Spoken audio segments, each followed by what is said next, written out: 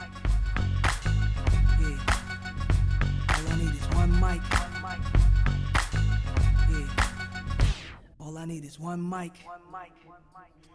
Hey everybody, welcome back to a new episode of One Mic, where I watch shit so you don't have to. And today I'm here to talk about the season 1 finale of Invincible, entitled Where I Really Come From. I totally forgot for that moment. Real quick, before I even talk about this episode, we got news yesterday prior to the premiere of the season finale that Invincible has been renewed for seasons 2 and 3, which is a sign that the show's doing pretty damn well. You have a lot of shows that don't get renewed, shows that get renewed, for a season, and then the next level up is kind of like shows that get renewed before the initial season is even aired or before it's over, and then you get what this is to me like the sign of a show that is performing at the highest level is when it gets renewed for multiple seasons. I think the first time I saw it was The Simpsons did that. I know Rick and Morty got renewed for like what is the equivalent of like 7 seasons. So yeah, episodes. Seasons 2 and 3 are coming for Invincible, so that should be fun. So on to the episode, man.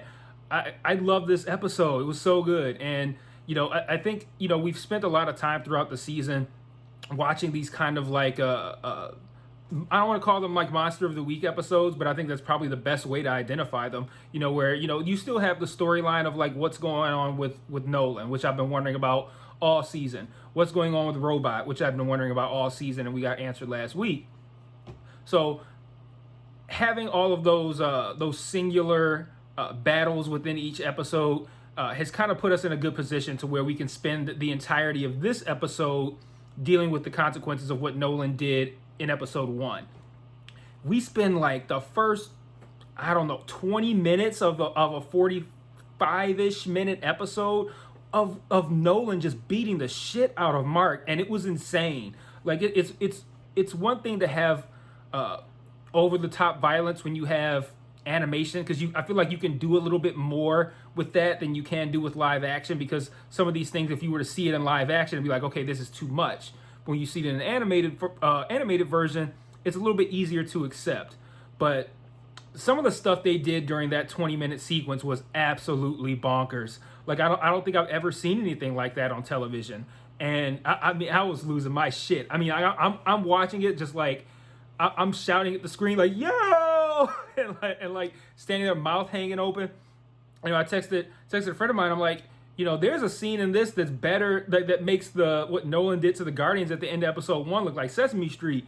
And I'm telling you, man, I'm not going to talk about the details of the episode, because I kind of feel like, what's the point? It's like, if you watched it, you heard the information dump that Nolan gave us throughout the entire time he's beating the shit out of Mark. Like, if you watched it, you understand now what's going on with Nolan. All that makes sense, and we're clear there.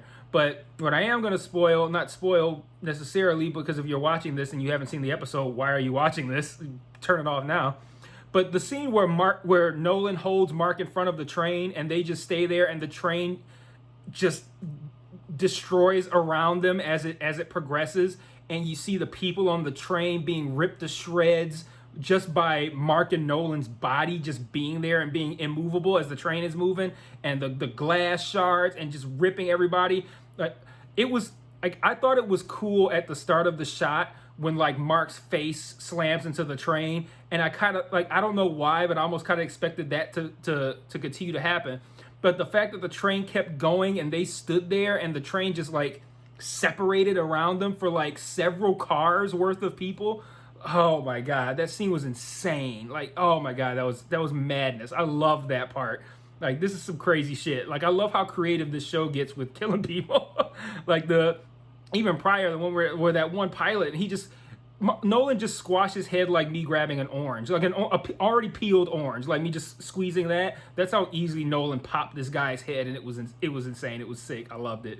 So yeah, a fun episode just from that Neanderthal type perspective that men can have sometimes, where it's just like violence, like that. That's kind of what it felt like. It was so, it was just fun. Like, it was really fun to watch. But once that was over, we kind of dealt with the aftermath of like just all of the destruction. Like at the beginning of this battle between these two, like, and it didn't feel like the beginning, but it was probably about I don't know, 7-8 minutes in, something like that, give or take.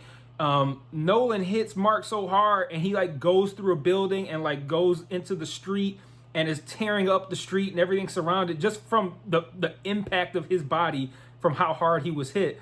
And like a building falls over, and then like you see like a person he was trying to save arm is ripped off. Like all these people, like the graphic nature of like all the innocent lives that were lost because of Nolan made that battle hit so much harder. And you don't get that in big deal movies. Like you see all these crazy action sequences, and it's just like, oh man, they just destroyed a city and we don't see the consequences of that. We don't see innocent lives lost. You just hear about it as an afterthought. Like, you know, oh, this crazy thing happened and we lost lives.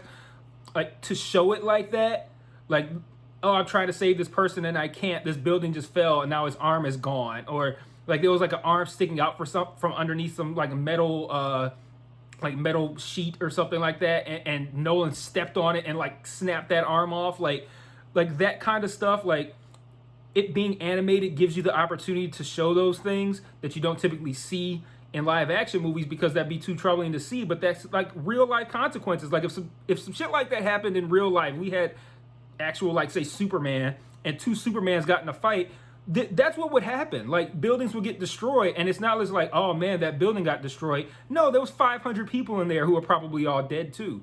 And the fact that this was animated, giving us an opportunity to see that kind of stuff and see the effects of that, made it just as devastating for me to watch as it, well, not just as devastating, but more devastating for me to watch than it would normally. So, man, that was such a sick sequence, man. That 20 minutes, it was insane. It was insane. Loved it. But that's actually most of the episode, is the information dump, and then we deal with the consequences after. You know, everybody seems to be banding together, and I think that's kind of cool. Like, you know, the whole premise for Nolan is that these other planets are inferior to Viltrumites, and it's like, hey, let's just loop them into our empire. We'll just take them over and we'll run shit for them, and it'll be fine.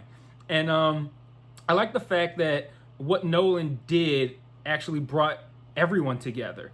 Like, and when I say everyone, I don't just mean like humanity. Like, yes, you see like Amber at the shelter, and you see just people banding together and helping one another out, working together. You see the Guardians working as a team, but it also brings together the bad guys. Like, the bad guys even seem like, yeah, we're ready to go. There's no Omni-Man here anymore. Let's go. Let's get it. And like, even they're banding together. And then you still have to deal with the fact that Nolan could come back, and that and he could be bringing other Viltrumites. Like, I really like how they set up season 2. It's like, okay, we still have the threat of now kind of like banded together villains who see Earth as an opportunity. And then you also have the looming threat of not just Nolan, but other Viltrumites who could be coming as well. So, and then you got everybody else banding together. So, I don't know, I'd say they ended the season pretty strongly. The only thing, and this isn't a critique, it's an observation, and I'm wondering how it's going to come back around, because in my opinion, it has to. The scene where Cecil takes Mark into this all-white room, and he says lights, and then all of a sudden Mark can see everything. He says lights again, and now he can't see everything. And they continue to talk. And Cecil says, you know, there's a chemical in the water that everyone drinks that makes it so they can't see certain light frequencies. And he says something like, you'd be surprised how often we use this. And that has to come back around. Like, yes, they have a conversation in that room, but the purpose of that scene is to tell us that information. And I thought that was ultimately going to be used to defeat Nolan before the episode was over, because I figured that's where we were probably going, is, you know, we got to beat Nolan. I didn't know this was going to extend out into future seasons, but that's got to come back around. That's got to. And I'm curious to how it is, because I don't want that to come back around defeating like some villain of the week or some shit. Like, that needs to have some weight to it. And Nolan has drank the tap water over however long he's been on Earth, and Mark was vulnerable to it. He couldn't see in that room, so Nolan would be too. So I think it'd be interesting to put Nolan. I think that could help, because like that's something Nolan can't necessarily account for, is not being able to see what's going on around him. So that could come back around and maybe help defeat him or other Viltrumites in some way. But I'm curious to see how that's going to play out, because you can't just drop that and just be like, yeah, it's fine. Like, it's not coming back. We just wanted you to know that this is a thing that exists and we're not going to revisit it. Nah, they'll revisit it. So that's really all to cover, man. Like, the Guardians are working together again. The bad guys seem to be uniting. Humanity seems to be uniting after the complete just mind-blowing destruction that Nolan put on the planet. Nolan's gone. That 20 to 25 minute ass whooping at the beginning of the episode was absolutely insane. I loved it. 10 out of 10. Like, what a show. What a show. I expected it to be pretty good.